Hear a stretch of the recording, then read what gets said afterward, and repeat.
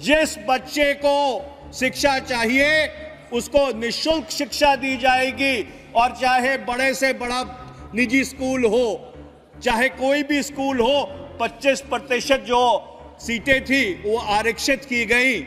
जो economically weaker section, आर्थिक रूप से जो कमजोर परिवारों से आते थे। 98 से लेके जब 2004 तक आपकी सरकार रही, जो न्यूनतम समर्थन मूल्य था, एमएसपी थी, उसको आपने सिर्फ 30 रुपए से बढ़ाया था। 2013-14 में 33.8% था। और वित्त मंत्री जी, जो जवाब आपने 2 दिन पहले दिया है उसमें आपने इस बात को कबूला है कि वर्ष 2023-24 में वो गिर के 29.20% रह गया है।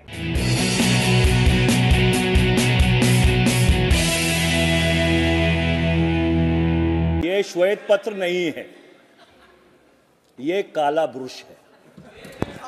This is not a white paper, this is a black brush. और माननीय वित्त मंत्री जी की जो उत्तेजना है उसको पूरी तरह से प्रमाणित करती है। भारत का इतिहास, रविशंकर जी बैठ जाइए, अब सुनने की क्षमता रखिए, अब सुनने की क्षमता रखिए, बैठ जाइए। अरे ऐसे बीच में खड़े हो जाते हैं आप। अध्यक्ष जी, भारत का इतिहास 2014 में शुरू नहीं हुआ था। भारत का इतिहास वर्षों और दशकों पुराना इतिहास है। और अगर आप श्वेत पत्र लाना चाहते तो आपको श्वेत पत्र जुलाई 2014 में लेके आना था। मैं समझ सकता था कि आप श्वेत पत्र फरवरी 2015 में लाते, पर फरवरी और 2024 में श्वेत पत्र लाने का सिर्फ एक राजनीतिक उद्देश्य है। This is a political manifesto, this is not a white paper. मैं 2004 में जब यूपीए की सरकार बनी, जिसका नेतृत्व प्रधानमंत्री डॉक्टर मनमोहन सिंह जी और यूपीए की चेयरपर्सन श्रीमती सोनिया गांधी जी कर रहे थे, हमने ऐसे मूलभूत सुधार किए जिससे इस देश की जो नींव है, आर्थिक, सामाजिक, राजनीतिक नींव को हम लोगों ने मजबूत किया। सबसे पहला आरटीआई का कानून, सूचना का अधिकार, 130 करोड़ लोगों को सूचना का अधिकार दिया कि 10 रुपए की अर्जी देके आप नो ट्रांसलेशन 10 रुपए की अर्जी देके आप ब्लॉक से लेके राष्ट्रीय स्तर तक किसी भी सरकार से कोई भी सूचना मांग सकते थे। मैं दुर्भाग्यपूर्ण बात है और खेद के साथ यह बात कह रहा हूं कि 2014 से लेकर 2024 तक उस सूचना के अधिकार के किस तरह से परकच्छे उड़े, यह कहानी सबको मालूम है। दूसरी बड़ी उपलब्धि, मनरेगा का कानून। 2005 में जब यूपीए की सरकार मनरेगा का कानून लेके आई और हमने कानूनी तौर पर यह सुनिश्चित किया कि 100 दिन जिसको काम चाहिए उसको काम मिलेगा। मैं आपसे यह बात पूछना चाहता हूं, 2014 से लेकर 2024 तक आपने उस 100 के 101 दिन क्यों नहीं किए? आपने उस 100 का 101 दिन नहीं किया। हां, उस कानून को आप कोसते रहे और उस कानून की जो असलियत है उसके ऊपर मैं बाद में आऊंगा।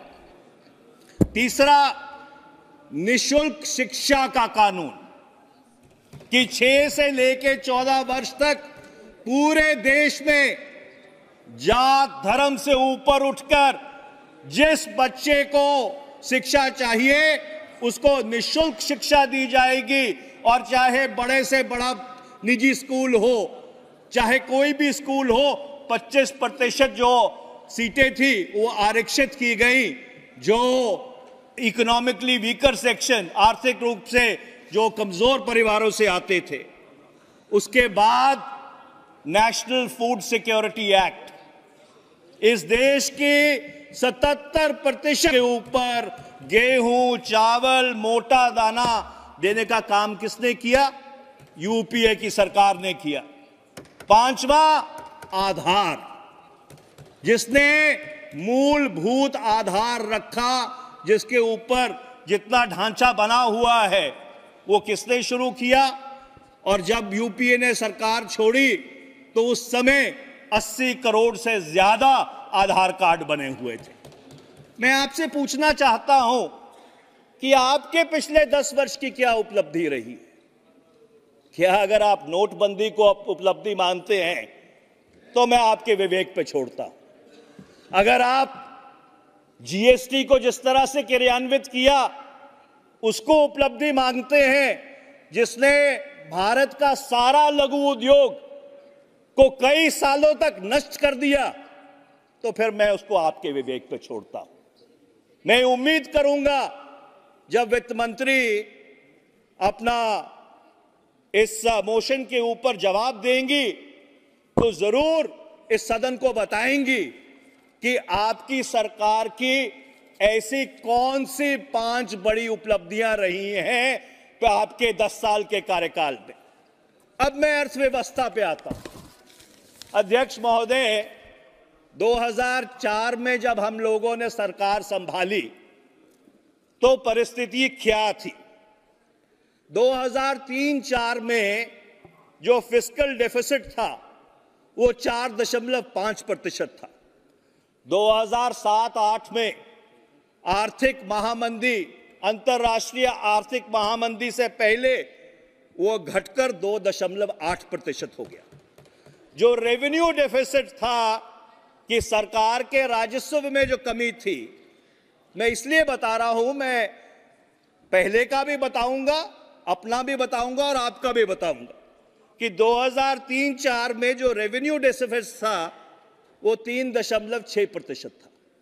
2007-08 में वो घटकर 1.2% रह गया।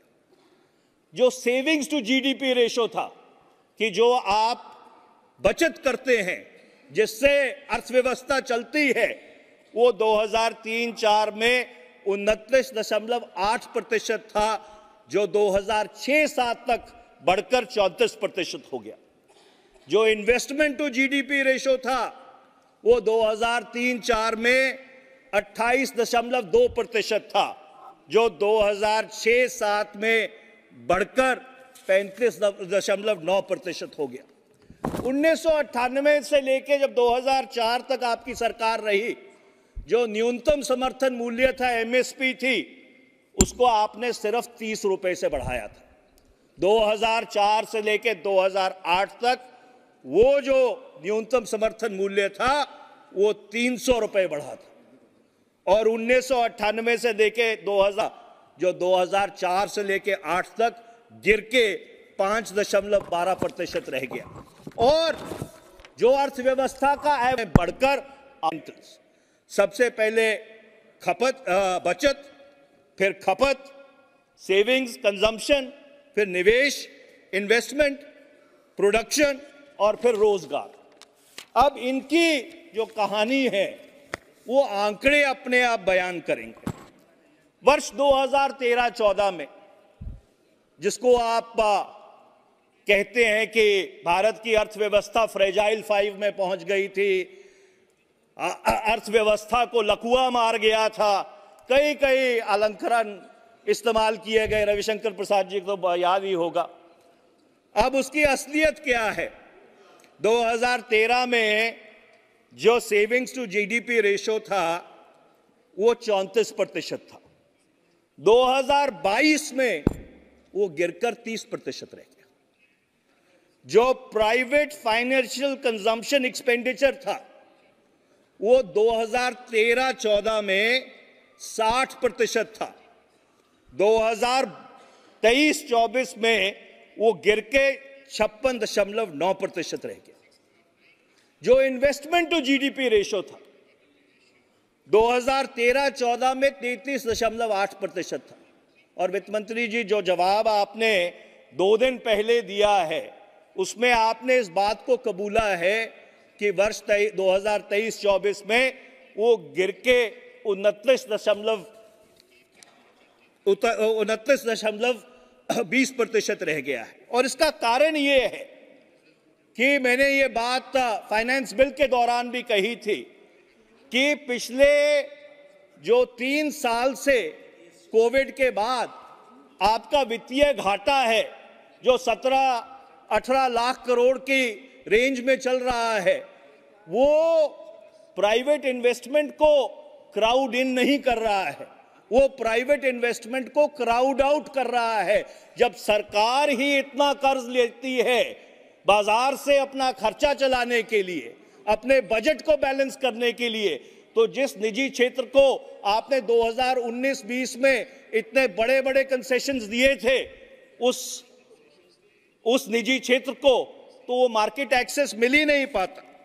मैं आगे चलता हूं। जो ग्रॉस कैपिटल फॉर्मेशन थी 2013-14 में वो 33.8% थी, 22-23 में गिरकर 31.4% रह गई। अब आप बेरोजगारी के दर पे आइए। बेरोजगारी का दर वर्ष 2013-14 में 4.9% था और सीएमआई की जो 4 मंथ की मूविंग एवरेज है, क्योंकि सरकारी आंकड़े तो आने बंद हो गए हैं, वो 2023-24 में 8 से लेके 9% है। इस देश में पिछले 10 वर्ष में जो बेरोजगारी है वो बढ़ी है। आपने खुद अपने बजट के भाषण में ये बात कही 10वें पैरे में कि 2014 से लेके 24 तक 25 करोड़ लोगों को गरीबी रेखा से, मल्टी डायमेंशनल पॉवर्टी से मुक्त किया गया। यह बात भी सही है कि 2004 से लेके 14 तक 27 करोड़ लोगों को गरीबी रेखा से ऊपर लाया गया। तो जो सरकार 27 करोड़ लोगों को गरीबी रेखा से ऊपर लेके आती है, उस सरकार के बारे में आप कहते हैं कि उन्होंने तो कुछ किया ही नहीं। They were absolutely an incompetent government. ये किस तरह का लॉजिक है कि अगर आप अपनी पीठ थपथपाते हैं कि हमने 25 करोड़ लोगों को हमारे 10 साल के कार्यकाल में गरीबी रेखा से ऊपर उठाया, तो जिस सरकार ने 27 करोड़ लोगों को, और इसका जिक्र आपने अपनी 2020-21 के बजट भाषण में भी किया था, उसकी आप निंदा करने में कोई कसर नहीं छोड़ते। ये किस तरह का कि रोजगार का क्या हुआ? और उसका सबसे बड़ा प्रमाण यह है कि वर्ष 2013-14 में जब हमने सरकार छोड़ी थी तो मनरेगा का जो बजट था वो 33,000 करोड़ था। जो एक्चुअल पैसा खर्च हुआ वो 32,992.83 करोड़ रुपया हुआ। 2023-24 में वो बढ़कर 86,000 करोड़ हो गया। तो इसका यह मतलब है कि अर्थव्यवस्था में रोजगार नहीं पैदा हो रहे। लोग जो मिनिमम वेज है उस मिनिमम वेज पे काम करने के लिए तैयार है। साल में दुगना करना पड़ा। आगे मैं प्रमाण देता हूं। 2014-15 में 16,572.1 लाख परसेंटेज मनरेगा में क्रिएट हुए। 2022-23 में वो बढ़कर 29,564.15 लाख परसेंटेज हो गए। मतलब जितने लोगों ने मनरेगा में काम ढूंढा उनकी गिनती दोबारा दोगुनी हो गई। तो अगर अर्थव्यवस्था में रोजगार के साधन थे तो लोग जाकर मनरेगा के तहत मिनिमम वेज पे काम करने के लिए तैयार नहीं होते। आपको यूपीए का धन्यवाद करना चाहिए कि जिस स्कीम को आप कहते थे कि ये गड्ढे खोदने और गड्ढे बढ़ने की स्कीम है, इसी स्कीम ने आपको पिछले 10 साल में बचाया है, नहीं तो इस देश में अराजकता होती। अब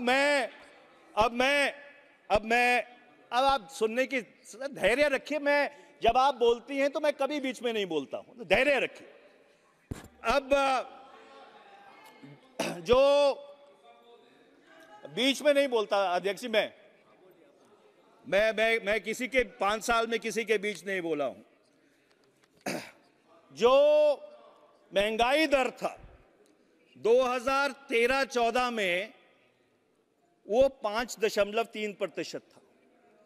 2023-24 में वो बढ़कर 5.4% हो गया है।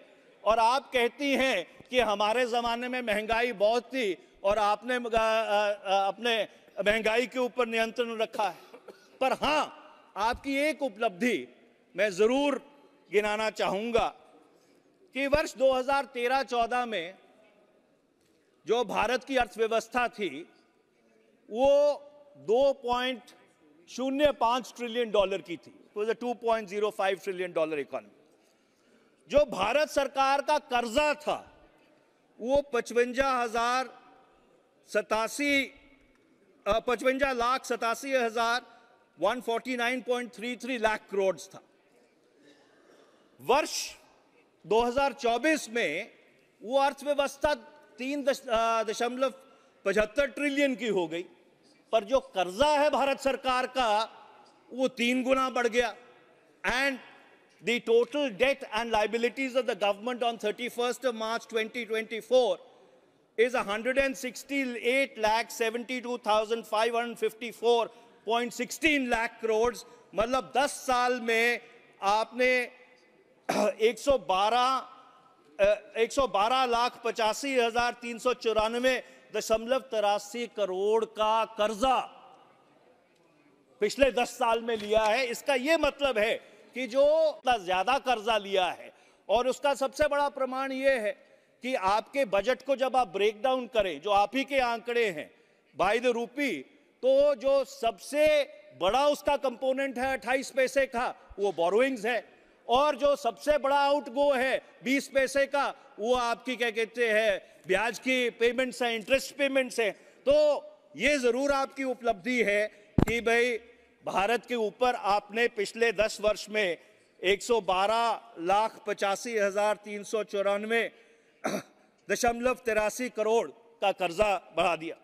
अब मैं जीडीपी के ग्रोथ रेट पे आता हूं। वर्ष 2005 से लेकर 14 तक भारत की जो अर्थव्यवस्था थी क्यूमुलेटिवली वो 6.8% से बढ़ी, और 2015 से लेकर 2024 तक वो अर्थव्यवस्था 5.9% से बढ़ी। और आप ये कहती हैं कि हमने अर्थव्यवस्था का सत्यानाश कर दिया, हमने अर्थव्यवस्था बर्बाद कर दी, हमने सारे बैंक लूट लिए।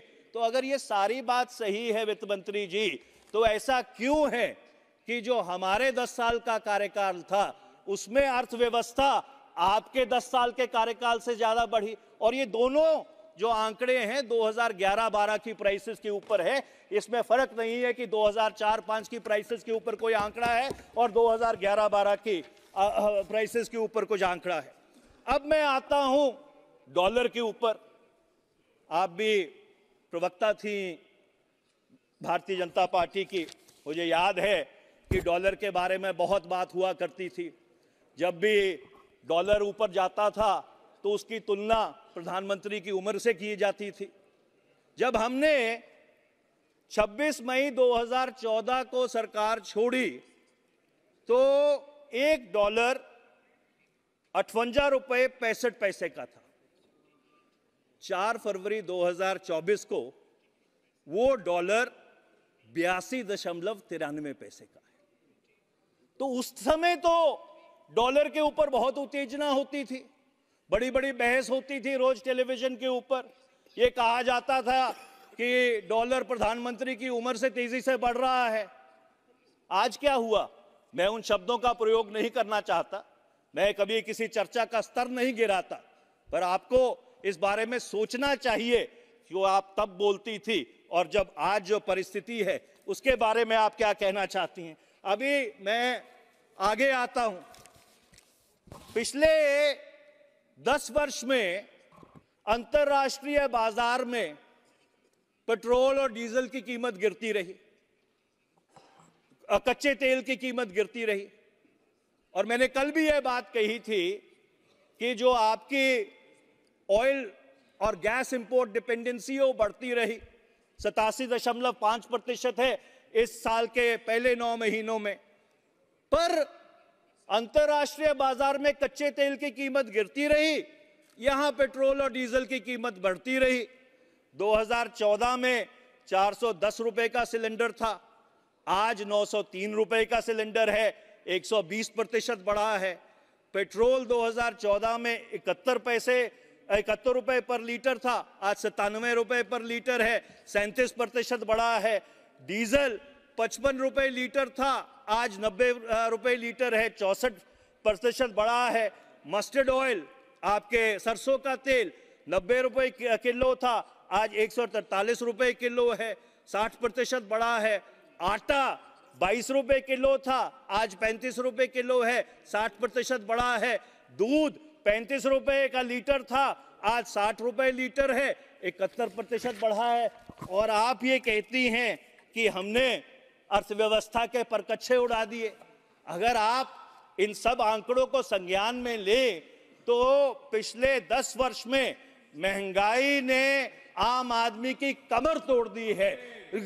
मुझे याद है सुषमा स्वराज जी यहां बैठती थी जब नेता प्रतिपक्ष होती थी, तो वह कहा करती थी कि गृहिणी के आंसू बह रहे हैं। आज सही रूप में गृहिणी के आंसू बह रहे हैं। और आखिर में मैं एक बात कहना चाहता हूं, आपने 10 वर्ष से phone banking phone banking phone banking phone banking की बात की।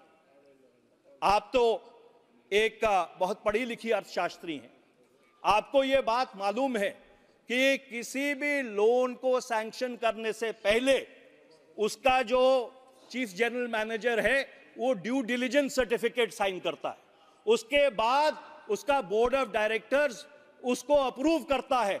मैं आपको यह पूछना चाहता हूं कि आप फोन बैंकिंग की बात करती हैं, पिछले 10 वर्ष में आपने किसके खिलाफ एक्शन लिया? कौन से चीफ जनरल मैनेजर के खिलाफ एक्शन लिया? कौन से बोर्ड ऑफ डायरेक्टर्स के खिलाफ एक्शन लिया? कौन से राजनीतिज्ञ के खिलाफ एक्शन लिया? आप बात बड़ी बड़ी करती हैं, 10 साल आपको मिले, आपने एक चीफ जनरल मैनेजर के खिलाफ एक्शन लिया? आपने एक बोर्ड के खिलाफ? 1 मिनट अध्यक्ष जी, 10 साल की बात है, सुन लीजिए, आखिरी 2 दिन रह गए हैं संसद के। आपने किसी राजनीतिक लीडर के खिलाफ एक्शन लिया? सदस्य किसने फोन किए थे? आपकी बहुत लंबी लिस्ट। और मैं आखिरी बात यह कहना चाहता हूं, और यह दुर्भाग्यपूर्ण बात है, और स्टैंडिंग कमेटी और फाइनेंस की इसके ऊपर एक नहीं 15 रिपोर्ट है। जो आपका इंसॉल्वेंसी और बैंकरप्सी एक्ट है, उसने जो बैंक लूट है उसको इंस्टीट्यूशनलाइज किया है। The IBC process has institutionalized bank लूट। अध्यक्ष जी मुझे रोक रहे हैं, अगर मेरे पास इतना मटेरियल है कि मैं 2 घंटे और जो अर्थव्यवस्था की असलियत है वो उजागर कर सकता हूं। धन्यवाद अध्यक्ष जी।